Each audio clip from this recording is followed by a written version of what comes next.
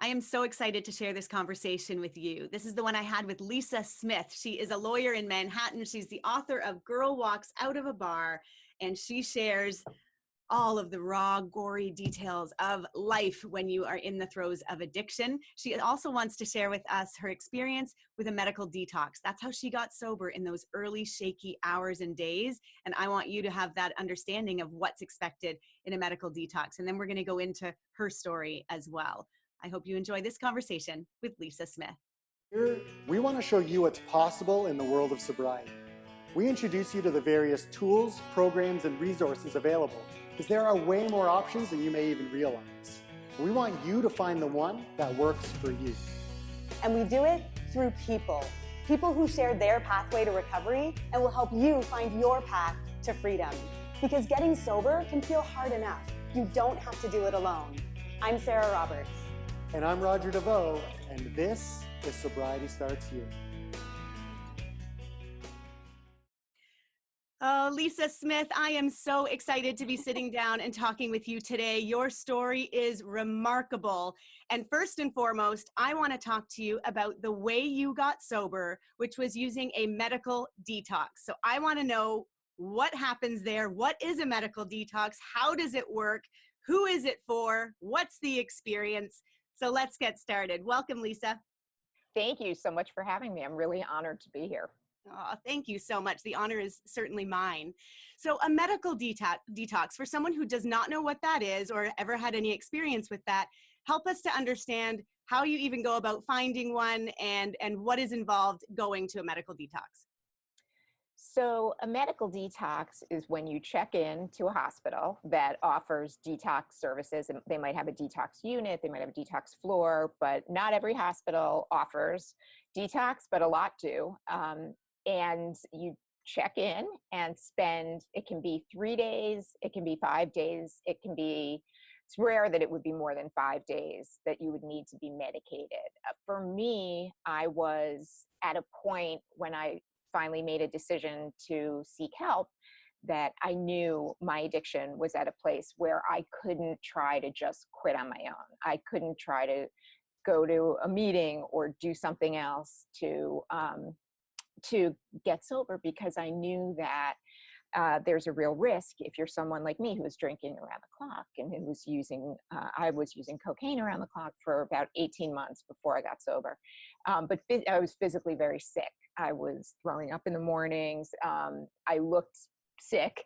And I knew if I tried to do something without checking into a medicated detox, there's a risk that alcohol withdrawal actually can spike your blood pressure, and there's a risk of heart attack or stroke when you're that kind of drinker.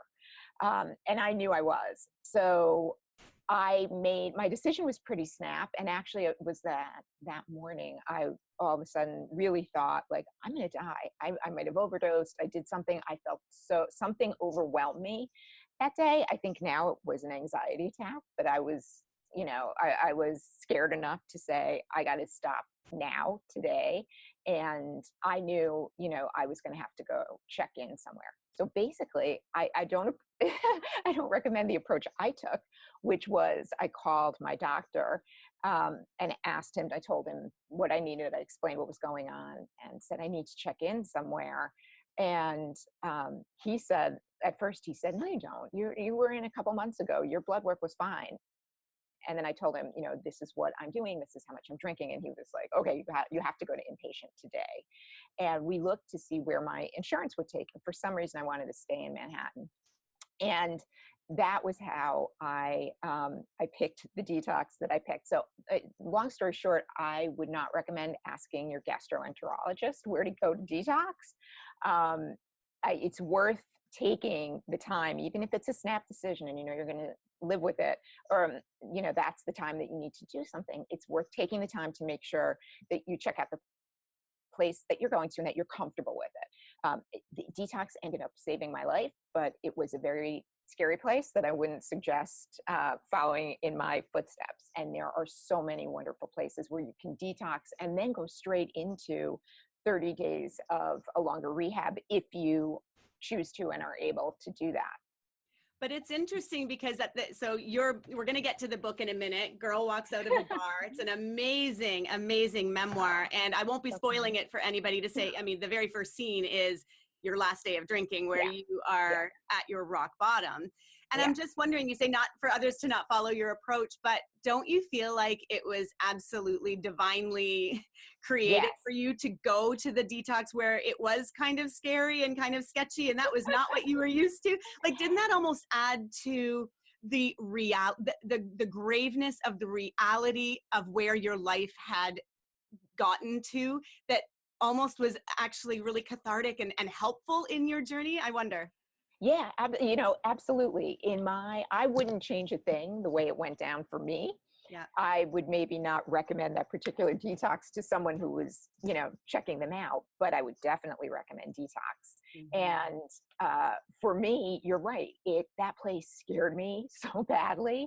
I remember, at the end, and what you do when you're in a detox, just so if anybody was thinking that they might need that kind of help, it's nothing to be afraid of. It's actually a really good way to get sober, to get your system clean.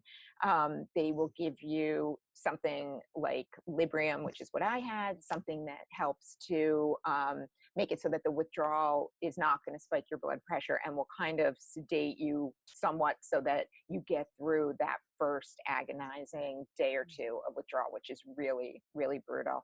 So that's kind of the experience of going through a medical detox is that you are given a prescription for a type of sedative that helps you to sleep and yeah. So keep walking us through the experience of what it's like to go through a medical detox. Yeah. So they give it to you, you line up for your medication and they give you those meds each day. And it basically then is a series of people are coming in and checking your blood pressure every 3 hours. You're being watched. You can feel safe. That's one of the things that had always terrorized me. Once I knew I had crossed a line, that I wasn't going to be able to do this on my own and that I would need to do a detox, I just was terrified of what it was like, the actual process. So while I wouldn't necessarily recommend the place, I would definitely recommend the process because it addresses that fear, I'm going to die, fear I'm going to drink. I was, once I got started and I was locked in there, it was so much easier for me not to pick up in those first 24, 36, 72 hours. Whereas if I had been home trying to do this on my own, I don't know that I would have made it, that I would have stuck to it.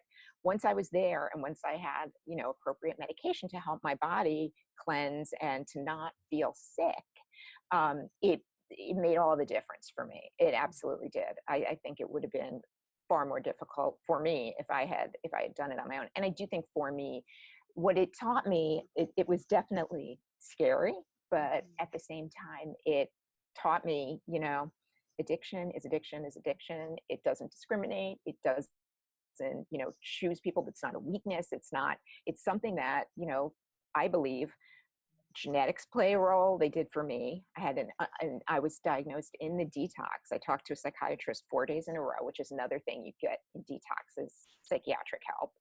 And he was able to diagnose for me while I was there at the end of my stay that he believed I suffered from major depressive disorder and that I should start antidepressants and that very likely my substance use, which started as a kid with food, graduated to alcohol and then drugs, was basically me self-medicating that undiagnosed, untreated, underlying mental health issue of depression. Mm-hmm. And that all happened in 5 days. All of a sudden, I felt like I described the feeling when I came out of detox, like it felt like I went in there and they took all my vital organs out and put them on the conveyor belt at the car wash, gave it a good scrubbing down, rinsed it, and then put it back in. I felt physically like a new person. I hadn't gone basically more than a day or two ever without drinking in 10 years at that point. Mm-hmm. And my body had no idea I had no idea what it felt like to have a body that wasn't sick like that wasn't either hungover or drunk. Mm-hmm. And things like I used to, every night for me would be passing out. When I got out of the detox, I realized I was going to sleep. Mm-hmm. Like that was a new thing for me. So just the feeling, it made me so much more capable of staying sober, to have gotten those 5 days under my belt, to get this sickness out of my body, and to understand, there is something behind this, and I can treat that without having to use drugs or alcohol. Mm-hmm. Oh, well done. I mean, first of all, just making that decision that morning. So we have a lot of similarities in our stories, but we also have some differences too. So I would be probably classified, I guess, as more on as a gray area drinker, where I really didn't raise a lot of red flags for a lot of people who really knew me, kind of like your friends, kind of saw how much I was drinking, but not, then they'd leave and I'd keep drinking. So I'm sort of in the middle of those two, where I didn't need a medical detox when I got sober. I wasn't sick. I wasn't, again, I won't be spoiling anything. You were vomiting blood and you were shitting blood. So, Yep. this was your body. A lovely picture. I know. And it's hard to talk about, I imagine, but it's also just so powerful to share that this is the reality. I mean, I remember you talking about a scene in the book, and I know we're going to get to the book in a second, but where you hadn't had a regular shower in so long, because it felt so awful, the water on you, and also that feeling of disorientation and wobbliness and fear, and then also vomiting in the shower. That was a place that you vomited. And it's like, oh my gosh. So some of this, resonates with me, and other parts will resonate with others, where for you, a medical detox was absolutely what you needed, because you had become physically dependent on the drug of alcohol and cocaine. So this was something that you absolutely could not have done on your own. Very likely you could have either died, or you could have gotten very, very sick. And certainly you would have very likely gotten to the point where it was just so painful that you would have picked up again, because who can go through that by themselves? So for people that are watching right now, if this is you, if this sounds like your story, where you really feel those shaking hands, vomiting daily, drinking daily, using daily, this is not something that is going to get better. Lisa, when I read the book, and now we can start really getting into the book, when I read it, I realized I got sober at the age of 29, so about 10 years prior to you getting sober, and so you spent 10 more years in your addiction. And all I had to do was just read your story to realize that was my story had I continued. And yes. Mm-hmm. I think, there's no denying that it is a progressive disease. Yeah. The way it was explained to me in the detox was that, I had I had this predisposal through the genetics in my family. My grandfather died of this disease, and through my underlying mental health issue, through the depression. And that with those predispositions, I had gotten me to a point where a line was crossed, where I could no longer drink safely. Mm-hmm. And this is a lot about, abstinence versus moderation. Moderation didn't work for me. Mm-hmm. I was told in the detox that, that you're a very smart woman with a very serious problem, and if you don't stop drinking, you're going to die, and really laid out the progression of that disease. Yeah. And I don't doubt it. I see it. I see it in other people. It is something that does not, if you've crossed that line, and you may know in your heart that you've crossed that line, mm-hmm. It's not going to get better. And to me, I just put it in terms of, I can't drink safely. Mm-hmm. I can't drink safely. Yeah. Yeah. I can't drink safely. I can't drink and for sure know where my car is ending up. I can't drink safely and for sure know that there won't be a stranger in my bed. I can't drink. Yeah, I totally get that. And you touch on all of these things in your book, and it's just so real and raw and beautifully written. You are an excellent writer. I want to point out that that for you knew that you could only do this 5-day detox because you're a lawyer. You were working in a law firm, and you knew that you could only take that 5 days out of your life. So it's almost like I interviewed Austin Cooper, and his insurance ran out after 22 days, and his family had staged an intervention and sent him to treatment. And he was like, before the door even opened, he knew what the intervention was. And it was like right away he had resigned. So he knew that he needed it. He knew he needed help. He knew he could no longer do this on his own. So he went to treatment with the knowledge that this had to be it. And he knew he had 22 days to make it happen. Mm-hmm. And so he did. And I almost felt that sense in your story too, with you knew that you had 5 days to figure this out so that you could get back Monday morning and just tell the, your colleagues that you had a slight medical issue and that you just had to tend to that for the week, and you were back and everything was back to being okay. And I know that it feels like lying and a lot of that, but you talk about this in the book that, somewhere, I forget the page, but you wrote, we talk about lawyers, we talk about alcoholics behind their backs. Like, it's not okay to be an alcoholic in this profession. So let's get into your book now. Girl Walks Out of a Bar, absolutely amazing memoir by Lisa. It is incredibly written. It takes you right in to what's going on in her life right at the first day when she decides to quit drinking and goes to this medical detox. And then, of course, we flash back to your life. So I would love it, Lisa, if you would kind of take us back to your childhood and the way that you were raised in your family, and then work us all the way through to the end, where then we can kind of come full circle. Sure.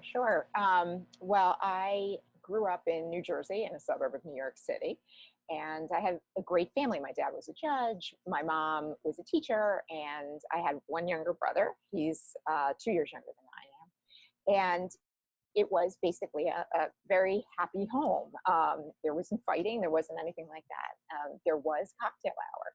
There was, as soon as my dad would get home at night, he would go upstairs and change. And, my brother and I would watch this sort of ritual each night of them pouring the scotch, putting out the cheese, clinking to good health. And, that's where the family came together and download on the day and all of that. But it was not alcoholic drinking. It was, a cocktail, maybe two. If it was three, it was a really rare night. And then they were done. So I thought that was absolutely normal. And I also had always felt sort of like a uncomfortable kid. You hear a lot about people feeling uncomfortable in their own skin, and that's definitely me. And I was sort of like this sad kid. And I didn't realize that it was anything that was out of the ordinary for anybody else. So I did find early, by the time I was around, 8, that sugar made me feel better and food made me feel better. And I think I was 8 when I first figured out that I needed to go take a box of yodels out of the bread basket and take it upstairs into the bathroom and lock the door. That was when I realized that what I was doing was not normal, because I couldn't do it in my room because there was no lock on the door to my room. And what would my mother say if she saw me sitting there eating a box of yodels? And so I would sit on the floor and lean back against the tub and push them down. And it gave me relief. It gave me some form of relief from that feeling like an outsider. And of course, I saw all this alcohol use around me, and my parents used to, it was the 70s. They threw these big parties, and people would come like, high hair, long dresses, cigarettes. And I loved it. They would get really friendly when they drank. There was a lot of joking around. People actually were interested in me. And I couldn't wait to grow up. I saw the transformation that alcohol made people happy. Again, I didn't see fights. I didn't see DUIs. I didn't see negativity coming out of alcohol at all as a kid. And it was around that time that I started experimenting, sort of sipping off people's drinks at those parties. When they'd be left in after the party or in a room where I could sneak in. And I even had views on things. I thought that, the dark liquors must be very serious people, but gin and tonics looked like a lot of fun, giant lime. Can you share how old you were the first time that you tasted alcohol? About 8, 9. Okay. Yeah. By 10, I definitely knew what it was like to catch a buzz. And that was when I tasted that by 10 years old. It was like, whoa, it put the sugar and the yodels to shame. And I said, this is great. I can't wait. I knew kids couldn't drink, but I can't wait till I can. And then sure enough, in high school, so just a few years later, when I guess I was 14, was when I found my crew, right? I found the people in high school that wanted to go steal beer, steal liquor, liquor from their parents' cabinets and go take it into the woods and drink. And I was all in, and the woods were right by my house. And, you know, almost from that time, I realized that I drank differently than other people. Now, it's funny. Did you ever get caught? I don't know if you mentioned this in the book. I don't remember reading it. Did you ever get caught by your parents underage drinking? I never got, I mean, I think they knew that when I was in my teens that I would drink, but that wasn't that weird for kids then. You know, it was, not that it was normal and not that they condoned it, but I never got sort of in big trouble. But I was also, and this is one of the things that can hurt you. You know, I got very good at lying very quickly. Yeah. And, you know, there were times that they said, you know, were you drinking last night? And I could say, well, there were a couple of beers at the party, you know, and they'd buy that. That was okay. As long as I said they would go to bed early and I would get home later. And as long as I stood in their bedroom doorway and said, I'm home, good night, on time, no problem. Yeah. So that was able to go on for a long time. And then, you know, once the drugs showed up, I was game for that too. I started smoking pot as a freshman in high school. By sophomore year, I was definitely using cocaine. But I was one of these kind of weekend warriors, right? At that point, and this goes to the point about it being a progressive disease. I was fine all week. I had drugs hidden in my room, and I was fine not touching them. But on the weekend, I'd really want to shoot the lights out. And nobody was looking at me funny because I was getting all A's in school. I was doing well. Like that, what could possibly be wrong? Then I went to college and sort of the same thing. I found my people right away.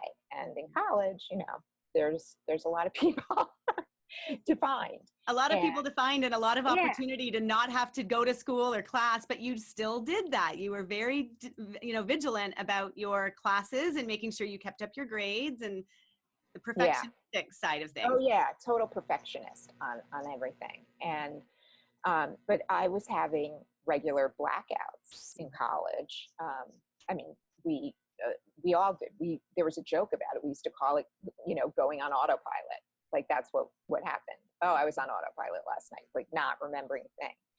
So that didn't draw attention. And again, I did well. And then I got into law school. You know, as mentioned, my dad was a judge, and I always kind of wanted to be a lawyer because I thought, you know, the law was interesting, and found my people. But, you know, it could have gone very dark right out of college. But law school, I think, kept me kind of at that plateau of being able to do it on the weekends on, you know, whatever terms I could instead of around the clock, because I really had to show up for that. And I did. And I did better than I ever expected I might do in law school. And I got on the law review, and I ended up getting a job offer from a big firm in New York City. And it was the kind of thing where if you got an offer from one of those firms, you took it. And I took it. I remember, you know, my dad was like so proud of me. Like he would carry my business card around with him. You know, it was a big deal. But then I got an apartment in Manhattan. I was living alone for the first time. And, you know, I found my people again. And the weekends got more and more intense over time. I started, you know, calling out sick more and more. There were a lot of changes going on at the firm. I got switched over early on after like 6 months into a new and different department, a department that I wanted nothing to do with and was terrified of showing up. And that was when really my fear of being sort of found out as a fraud popped up. I was so insecure. I was amid all these people who had all done really well in law school, all gone to like better law schools than I went to, and felt like, you know, I'm an imposter here, especially when I got moved into a group that I knew nothing about. So it really started then. That's when the nightly drinking started. I would get home from work, and I was also obsessed with going to the gym early in the morning. So if I would get home, the hours were really tough as a young lawyer, and I might get home at 11 o'clock at night, and I would want to make the class that was happening at 6:30 the next morning. So I would pound a couple beers, like just with the refrigerator door open to knock me out so I could get some sleep before that. And that's a big thing, I think, why a lot of people get so dependent on it, like I did. At the end of a long day, it can bring you from 60 to like 20 pretty quickly. Yeah. And that's what I needed. And then, but I would only drink with friends and when I went out. And then it got to the point where I started to need to drink every night, and I would be buying bottles of wine on my way home or stocking up. And I remember thinking, there's nothing wrong with this. I knew it was drinking alone was supposed to be a problem, but I would think there's nothing wrong with this because it's cocktail hour, just like my parents. And I just happen to not be married, so I'm having it by myself. And I would drink like 2 glasses at night, and then it became 3, and then it became the bottle. And then it was like, I'd wake up in the morning and be like, did I open a second bottle? And, open the door, and there was the second bottle sitting on the refrigerator door. I started switching liquor stores in my neighborhood because I was like, I can't have these people see me in here every night. They're going to think I'm some kind of drunk. And I didn't share with anybody else the frequency and the amount of my drinking. I continued to do fine at work. It was a very work hard, play hard environment. And so the fact that I could hang out at night and drink with everybody and stay out late and still show up in the morning was helpful to me. And the work, it was junior associate kind of work, and it was more hours than anything. And it started to go, sort of downhill after a while. And by my 5th year of practice, I realized that I could not continue practicing at the level I was drinking at. So what went away? The practice of law. I didn't quit the alcohol. I switched over within the same firm. I had always done well. I never got a negative performance review. I switched over into an administrative job doing marketing and business development on the business side of the firm, the administrative side.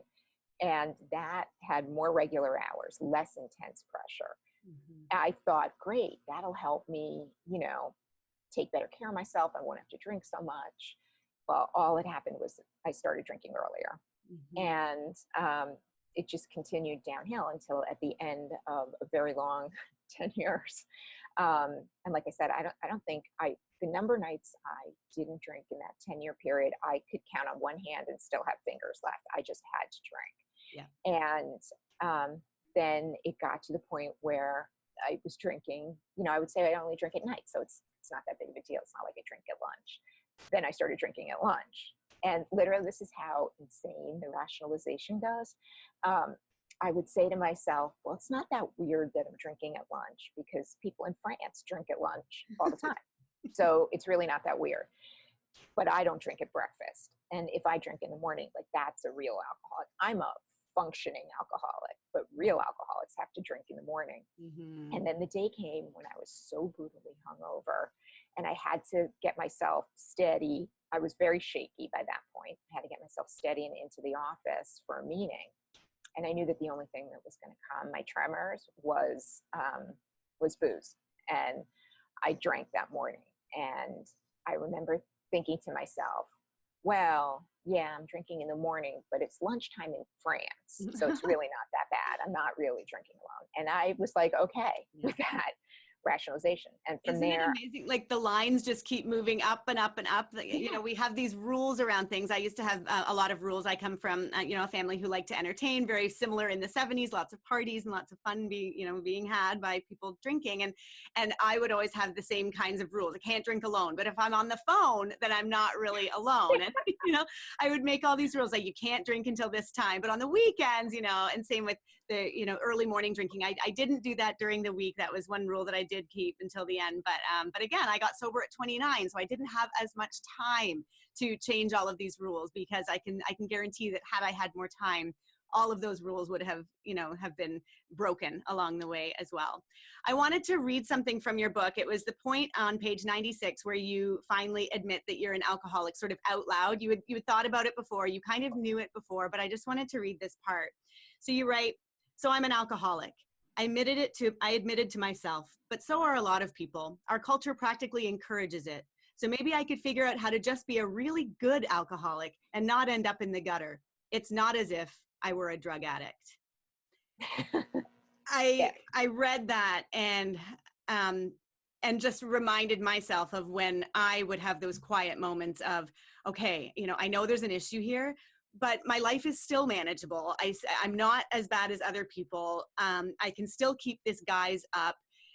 But that nagging feeling and that self-admission, it's almost like, the genie in the bottle. You can't put that back. You can't even to yourself keep lying. So I wonder if there was a shift for you in that day when you finally kind of fully admitted it to yourself, and then that kind of took you closer to the whole medical detox. Yeah, absolutely. I felt like at that time, I couldn't deny it anymore. And I knew I had known for a long time, I was shaking. When I started shaking, which was pretty early on, I was like, this is not normal. But then I sort of resigned myself to saying, okay, there's a lot of high functioning alcoholics out there. I can live my life this way. Mm-hmm. But because I cannot live my life without alcohol. Mm-hmm. I cannot. Like that terrified me more than anything. I'd been drinking. I picked it up when I was 8. I was like, but even if I hadn't, I depended on it so much. It got me through everything. It made me not feel uncomfortable and different and that way in my own skin. But so when I finally said, okay, I'm an alcoholic and this is how it's going to be, that was when I did things like give the local liquor store my credit card so they could just charge the cases and deliver them. Mm-hmm. And I did recognize, I was like, this means I'm not going to live a long life, but that's okay because I really don't want to live that long, and living is miserable anyway. So I did things like, at work, I had my 401k plan. Everybody's got their 401k in the office. And I just stopped having deductions taken from it because I was like, you know what? I can't touch that money till I'm like almost 70. I'm going to be dead at 40. I'm not, why would I save for this money for retirement that, isn't going to happen? So these oddly rational decisions around total irrationality of anything that, made alcohol somehow, could keep it in my life somehow. I can totally relate to that. And yet while I'm reading your book, I mean, you were, you're drinking heavily. You've got this amazing group of friends like I can't even imagine how that felt for you to have this really strong group of friends. You have an amazing career. You have all these wonderful things going for you. You'd struggled with your weight as a kid. You now are lean and you're, looking healthy and fit. All of these pieces are all together. And yet, from the outside looking in, you look like this successful, version of yourself. Everyone would envy you walking down the street. You live in Manhattan in this beautiful apartment. You have this great career, this great life, all these great friends. And yet who would know that masking, that hiding behind all of that was this woman who was depressed and lonely and scared and sad and highly, highly addicted.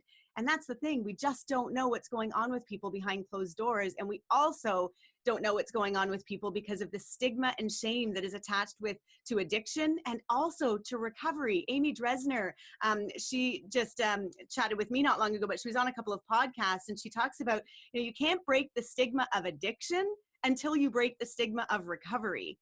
And like you had to make sure that you were in and out of that detox in 5 days. Like that was the deal breaker for you, that it was, people were telling you, oh no, you need to go to this 30-day inpatient treatment. And you're just like, absolutely not. And they're like, well, how about outpatient? You're like, no way. Like, I need to get back to work. I need to get my life back on track.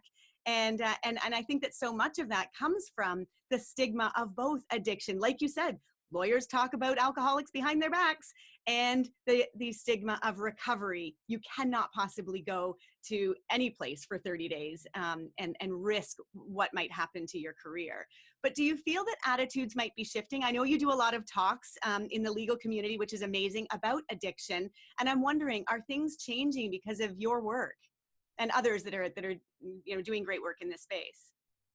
I do think things are changing. I don't think I can take any credit for it, but I'm hoping to help push it along. There are a couple of things that have happened. One being, at least in the legal industry, there's a new study out that just showed the skyrocketing numbers of both substance abuse and mental health issues among lawyers. And so finally, firms and other legal employers in government and in corporate America are starting to sit up and take notice and learn about it. But it's in this sort of preliminary, just beginning. But I think it's going to continue. But one of the things that I think is different now, and it's really changing, and a big driver of it, is sort of the next generation of people, in their 20s, 30s. I see more, willingness to talk about mental health issues. These kids have been thinking about, and their parents were thinking about mental health issues when they were kids.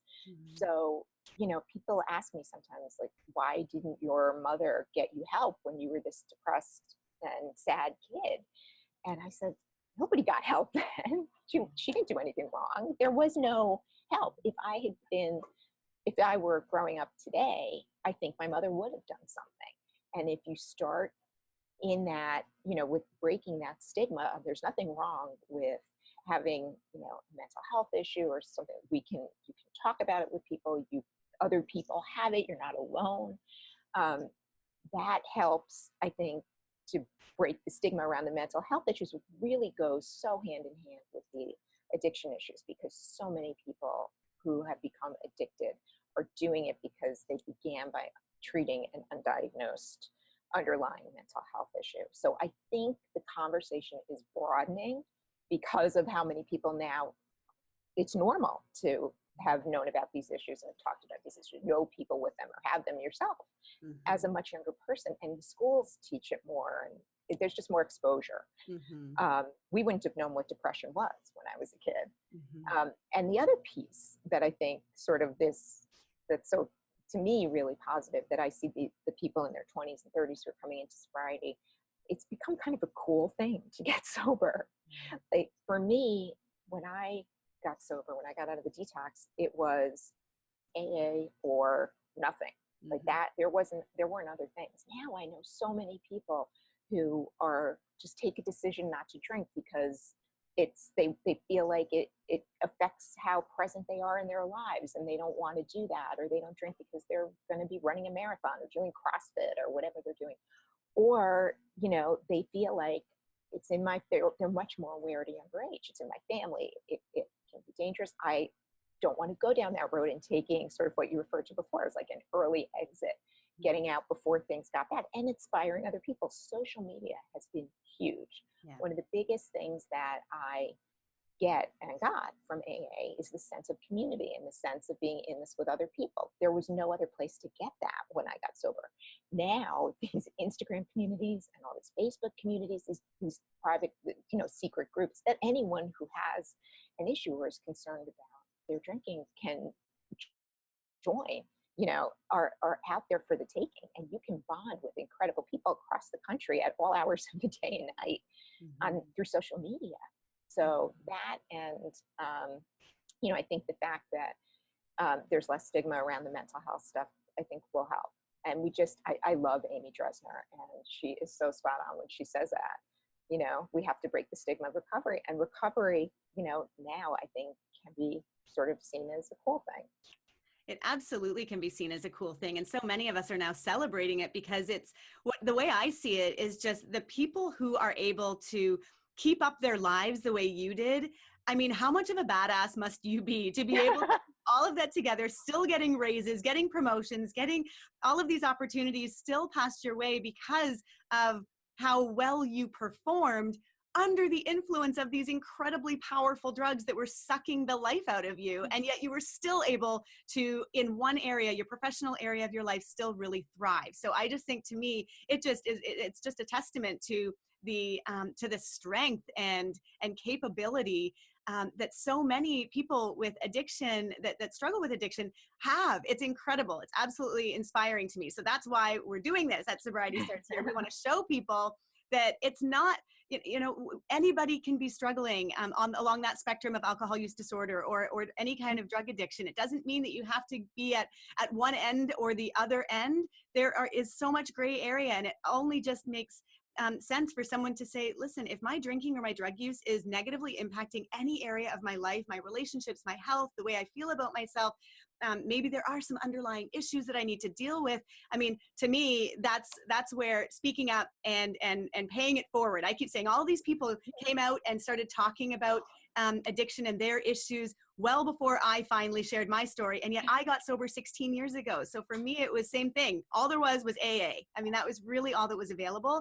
And Facebook hadn't been invented yet. So I didn't feel like I had a lot of places to go. So my recovery path was certainly different than yours, but I love respecting all of the different pathways. So let's talk about that. Where did you go after? So I know that you did AA meetings right out of treatment. Do you still continue with AA today? And are you sponsoring? You have sponsees still? I do. I still continue with AA because for me, it saved my life. And if it's not broke, I'm not going to fix it. Yeah. And, I know it's not for everybody. And I completely agree with you. To each his own. Like, I know people who have incredible sobriety and a bunch of different programs or no program at all. It's a personal decision, and whatever works for somebody is great for them. But for me, that was sort of how I grew up in sobriety, and I have the same sponsor I've had now for almost 14 years. And I have 2 sponsees still who have had long-term as well. And it's just a great connection. I mean, I feel like when I go into a meeting, it's funny because I had no idea what to expect when I started AA. I was terrified when I saw the 12 steps hanging on the wall in the Detox. But I walked into my first AA meeting and I thought I was in the wrong place because I was like, no, these people look normal. I had this idea in my head that everybody was going to, they'd all be in a dark room in dark coats and drinking bad coffee and complaining. And in fact, I've had some of my biggest belly laughs in AA meetings. I mean, I just think that, and I take a meeting to a Detox here in the city. It's good for me to hear those doors shut behind me on a fairly regular basis. And I always say to the people in there, I have more in common with you and you know me and my brain better than all the people outside. Because at the end of the day, like, there were people who, when I would tell a story about, how at the end, and I turned to the cocaine not because it was fun. I turned to it as a way to straighten me out so I could keep drinking and show up. I don't recommend it. But I would walk out sometimes in the morning and I would see these people they'd have a cup of coffee, they'd be walking a dog, and I'd be like, if you're walking your dog now, you could be drinking. Why aren't you drinking? And I would look at the dog and I would be like, I wish I was that dog. I would so much rather be that dog than this addict. And when I say that in an AA meeting, people nod. Other people are shocked by that kind of thinking because they haven't been there. So that feeling of wanting to be that dog, because that dog has no worries. It's just in the moment, enjoying the day, enjoying that moment. Safe and being taken care of, not sick and not walking a tightrope. Yeah. I just didn't, I used to wake up in the mornings at the end and be like, disappointed that my eyes open, like, this day, it's another day. I don't know why, but it really, I had been I knew that I could have died at any point, and I was pretty indifferent to that fact. But that morning that I got sober, something came over me, and all of a sudden I decided I wanted to live. And the only way I was going to be able to make that happen was if I checked into a hospital like that day. Yeah. So, you know, like if your gut tells you that there's something there to get, you know, there's something still to it. You have that will, you know, wherever it is in you, however deep it is, listen to it. Go. Oh, that's such good advice. Just don't even question it. Just go with that feeling, because you never know when it's going to come. You know, so often feelings like that would come up for me throughout my drinking career, and I would just silence them with, you know, forget that. I mean, not drinking is not an option. So stop thinking about not drinking anymore. and it would just get me to that next moment of drinking, because I mean, to think about a life without drinking was absolute torture. And I know you spoke about that in the book so eloquently. Honestly, when you say to me that you don't know whether or not this book is helping people in the law profession, it's helping people in every profession, in every walk of life. Girl Walks Out of a Bar by Lisa Smith. It's a must read, available wherever books are sold. So I definitely want people to do that. I know that you talk so much in the book about this wonderful group of friends. And yes, it's important to connect with people. You use AA and connecting with people that get you, that have been where you are, and I totally understand that. Are you still friends with this group that we're talked about all throughout the book? Yes. Those are still my core friends. And they seem like the most amazing people, and they also seem to drink quite heavily. Has their behavior with alcohol changed since your experience? Or because I know in those early days, you know, you were just visiting with one friend that wasn't really a drinker, and so on Friday nights it was kind of pizza and watching movies. And I know that that keeps us safe in those first really vulnerable weeks and months, and maybe even years for a lot of people, where Friday night isn't necessarily safe to be going out with that same core group of friends. How has that evolved over time? You're now 12 years sober? Almost 14. Almost 14 years sober. So how have those relationships evolved and changed, and how has your alcohol non-use affected those relationships, if at all? Well, it definitely, at that point, it affected the relationships, not just because we used to go out to dinner and drink. And like you mentioned, I used to come home and drink more and use drugs, and they didn't see that. But it wasn't safe for me to go out with them on a Friday night if they were drinking. And I didn't want people to not drink because of me. That I felt like, you know, that worried me more, because we're people pleasers. That Me worried too. me Yep. than me not drinking. But when I got sober, you were very young. I was 38. And what was happening at the same time was that my friends started having kids. My friends started sort of that progression that people who aren't alcoholics go through, of like not going out as much to the bar. It's less about the bar and hanging out and running around. You know, life has moved on to sort of the next phase. So because everybody really, if I think about it, had been slowing down already, you know, it was easier for me to do that. But there's no question that, you know, what we did would change. You know, I would meet them for breakfast, or we'd go shopping, or whatever it was. I couldn't safely go out at night, and I couldn't safely go away to the beach that we used to do all the time. But, you know, they were on me, they were worried, and they were on me every day. And the relationships just evolved from that. And it's funny because my two best friends in the book are Jessica and Devin. And Jessica is getting remarried over the 4th of July, and I'm going to become like the universal life minister in order to perform the ceremony. Wow. And Devin will be there, and all the other friends from the book will be there. You know, it's 14 years later, and they're still, you know, my tribe. That's beautiful. I'm so glad that they've been able to accept this new version of you, because we're not the same when we recover. We're not the same people. We don't do the same things. We don't behave the same ways. We don't think the way that we did before. But I know some of you had a bit of guilt, I think, wrapped around the lying that you did with that core group of friends, because you weren't really being authentic with them, even when you were really close and when you were always together.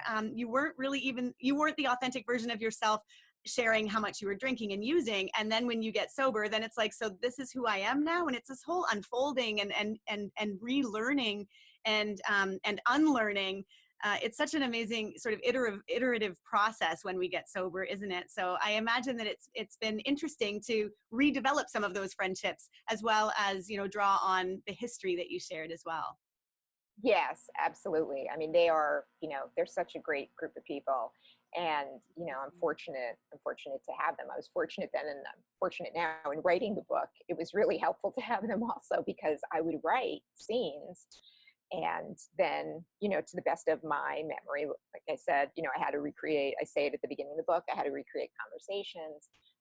And this is how I remember all these events. But then I had them so I could take the pages and say, does this sound right to you? Does this describe this the way you remember it also? Am I getting this right? Mm-hmm. So I had I had the benefit of their collective recollections. But and you know, did you often find that you hadn't had it right, or did you typically have it right? I pretty much had it right. Mm-hmm. I pretty much had it right. Mm-hmm. But there's no question that the day that I checked into Detox, and I saw this more with my family than with my friends. My friends were easily forgiving of the lying part. I think my family was more confused by it. Mm-hmm. But there's a line, you know, the day that Lisa got sober on, or basically it's the day that, you know, we found out that Lisa's life was a lie and she hasn't been honest to us in forever and didn't feel like she could talk to us. And I think a big reason for me and why I wanted the book to describe the head of the person in addiction and the thoughts was because when people would ask me why, I didn't have an answer for them because I couldn't put them in my brain. You know, the reason why, you know, looking back, there's a scene where I'm unable to show up the day my niece was born. I was supposed to go to New Jersey, yeah, and my brother's first child. And I had been on a 2-day bender in my apartment and, you know, I couldn't do it. And the story's pretty bad, but my brother never realized that that was the reason that I didn't show up that day. He remembers that I wasn't there, but he had no idea what was going on my end of the phone. And that scene is really, when he read that, you know, it gave perspective. It helped give him an understanding of, you know, it wasn't like I was out having a party. I hate when people say like, well, the party had to end sometime. Like, I don't know what party you were at, but you know, this is nothing but miserable for me. Yeah. So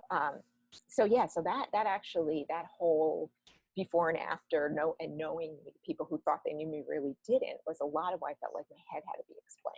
Yeah, definitely. And I can only imagine, I mean, I luckily got sober before my niece had been born, and I was around when my nephew was born. So again, I read these words that you shared and it was like, oh, I can put myself, had I still been drinking during the time of my niece's, you know, birth, who knows what would have happened. She was born in a different city, but it was just reading that was just such a reminder that, I mean, we cannot take this thing for granted. When we get sober and when you can look at your life and be able to be full and present and real in a real life, in a real way, I think that people can forgive us. I think that it's, you know, you wrote in the epilogue, not everybody has, and that's on them, and that's understandable. People get to decide what feels right for them. But I think that like your brother being able to read that, I imagine that was extremely cathartic for you to be able to write it, have him read it, and really be able to understand that that was not Lisa in the cab that day. Like, that was not you.